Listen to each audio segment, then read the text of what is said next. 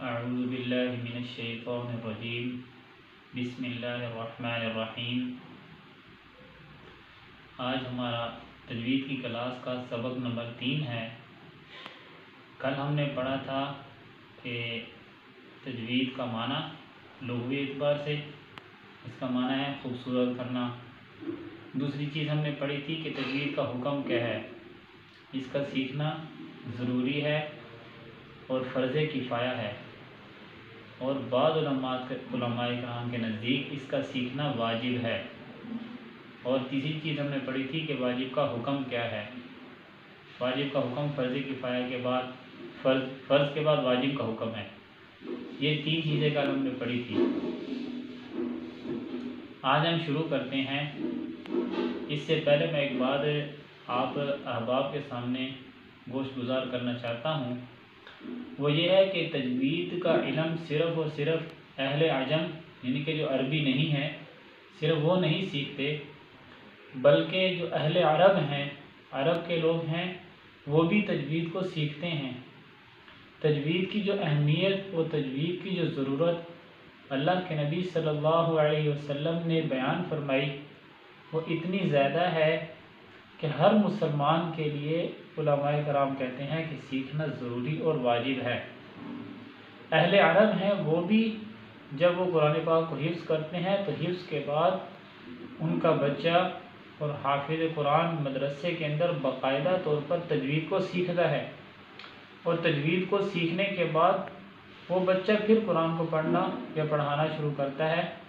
اس کے علاوہ وہ قرآن پاک پڑھانا شروع نہیں کرتا۔ تو اہل عرب بھی تجوید کو سیکھتے ہیں، اور تجوید کو سیکھے بغیر انسان قرآن پاک کو ٹھیک نہیں پڑھ سکتا۔ یہ بات متفق ہے، تمام علماء کرام اس بات پہ متفق ہیں کہ تجوید کو سیکھے بغیر انسان قرآن مجید کو ٹھیک طور پر نہیں پڑھ سکتا۔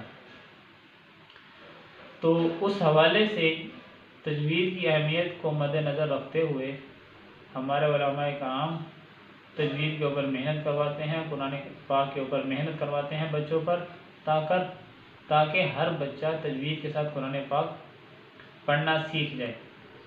تو تجوید کے حوالے سے جو آج ہمارا سبق ہے وہ ہے تجوید کی تعریف، یعنی کہ تجوید کی جو صحیح تعریف ہے اہل فن کے نزدیک، یعنی کہ جو تجوید کے ماہر لوگ ہیں ان کے نزدیک تجوید کی تعریف کیا ہے۔ ان کے نزدیک تجوید کی تعریف ہے کہ تمام کے تمام حروف کو ان کے مخرج کے ساتھ اور پوری صفات کے ساتھ ادا کرنا، یہ تجوید کی مکمل تعریف ہے۔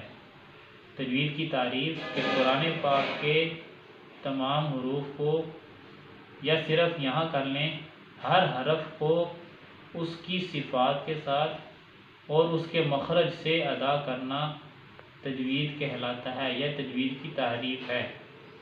ہر حرف کو اس کے مخرج اور تمام صفات کے ساتھ، ہر حرف کو اس کے مخرج اور تمام صفات کے ساتھ ادا کرنا تجوید کہلاتا ہے۔ یہ تجوید کی اہل فن کے نزدیک مکمل تعریف ہے۔ اب حرف کیا چیز ہے یہ سمجھنے والی ہے۔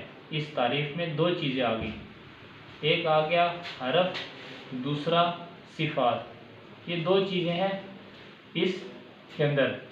پہلی چیز حرف کہتے ہیں الف ایک حرف ہے، با ایک حرف، تا ایک حرف اور سا ایک حرف۔ اور لفظ کہتے ہیں قرآن پورا ایک لفظ ہے، اس میں قاف، را، الف مدہ اور نون یہ سارے حرف ہیں۔ اس کے اندر 4 حرف ہیں قرآن کے اندر، اور یہ پورا کیا مل کے 4 حرف مل کے کیا بن گیا لفظ قرآن۔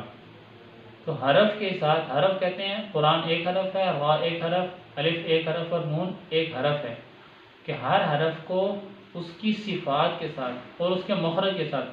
مخرج کہتے ہیں جہاں سے کوئی چیز خارج ہو، جہاں سے کوئی چیز نکلے وہ اس کا مخرج ہوتا ہے۔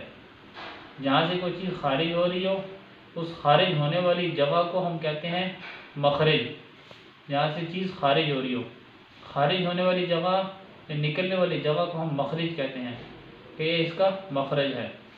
یعنی ہر حرف کو اس کے مخرج اور تمام صفات کے ساتھ ادا کرنا، یہ تجوید ہے۔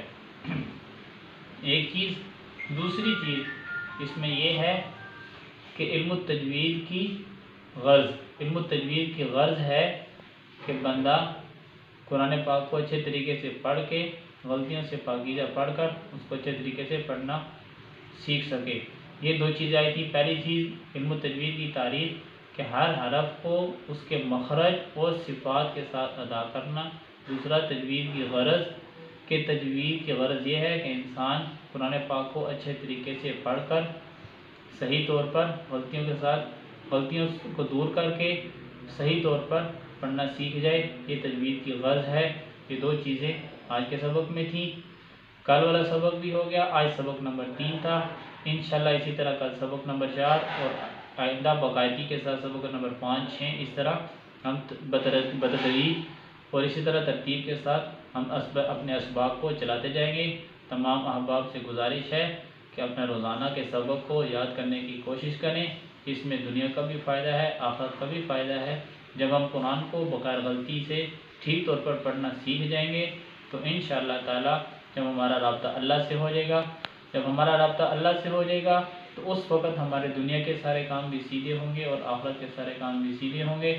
جب ایک اللہ بنانے والی ذات ہے، جب بنانے والی ذات کے ساتھ ہمارا رابطہ اور تعلق سیدھا ہو جائے گا تو انشاءاللہ ہمارے سارے دوسرے کام بھی سیدھا ہو جائیں گے۔ اللہ تعالی ہمارے لیے آسانی والا معاملہ فرمائے۔ السلام علیکم ورحمۃ اللہ وبرکاتہ۔